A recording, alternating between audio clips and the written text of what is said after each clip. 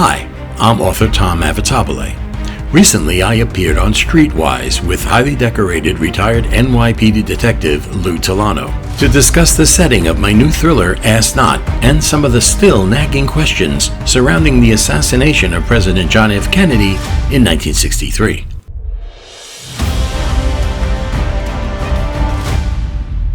The Warren Commission. The Warren Commission, after a year of extensive, questioning, concluded that it was a lone gunman, no conspiracy, and 3 shots were fired. Well, the 3 shots fired is part of the basis of a lot of these conspiracy theories, and it led to something called the magic bullet. The Warren Commission called it the single bullet theory. Doubters call it the magic bullet. Right. And that's because this one bullet is credited with having made 7 human wounds. Going through the president, out of the president, into the governor of Texas, out of the governor of Texas, into his wrist, out of his wrist, landing in his thigh. 7 wounds from one bullet. That bullet that was recovered by the Warren Commission, it's Commission Exhibit 399 for all you freaks out there.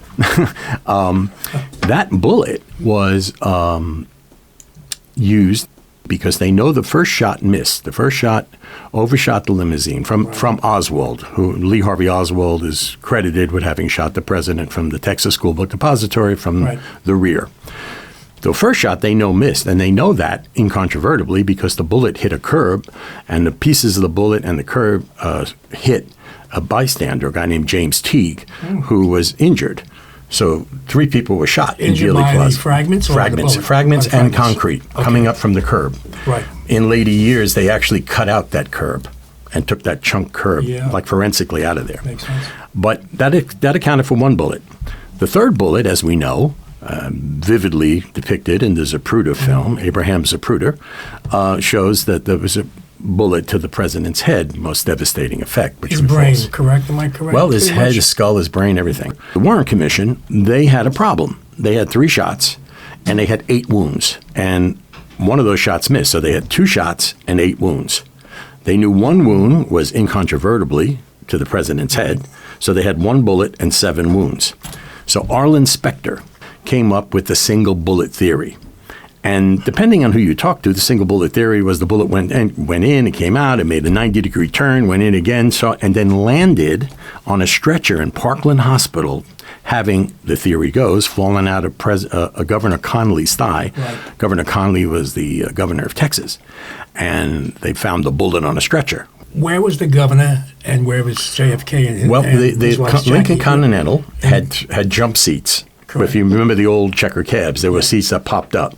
So the governor of Texas, Connolly, and his wife were sitting on the jump seats, which were directly in front of the president and Jackie. Mrs. Connolly was in front of Jackie, and I call her Jackie like I know her, Mrs. Kennedy. And yes, well, she belongs to all of us. She was a wonderful person. So, and right in front of the president was the Governor Connolly. So they were like in a row together. Right. So it's natural that a bullet that would have hit the president would have hit Connolly from the rear, okay? And that was the whole reason for the Warren Commission. Now, my book is a thriller. I'm not advocating any conspiracy theory. I look at the whole cottage industry of Kennedy conspiracies, and there are thousands. Exactly. I'm not advocating any position. Except, in fact, my hero, the hero of my book, doesn't believe any of it. He's constantly, that's crazy, you're crazy, they're all crazy. And why is he talking to these people? Because his brother winds up dead. And his brother was a conspiracy theorist. He was an author who wrote about these conspiracy theories. He was a freelance writer for Playboy and men's magazines where they had these interesting articles that you told your wife that was the reason why you read the magazine, for the articles. Anyway, so he went down to Texas to make a deal on this artifact from the Kennedy assassination, and then everything hits the fan. And my hero is his brother. And he finds out his brother is being accused of murder now and all this other stuff. So he sets out, because it's a thriller, the guy who denies all of these crazy conspiracy theories and who goes through the book kind of agnostic and looks at all this and thinks they're all crazy. It was 3 bullets, it was the Warren Commission said, and that's it.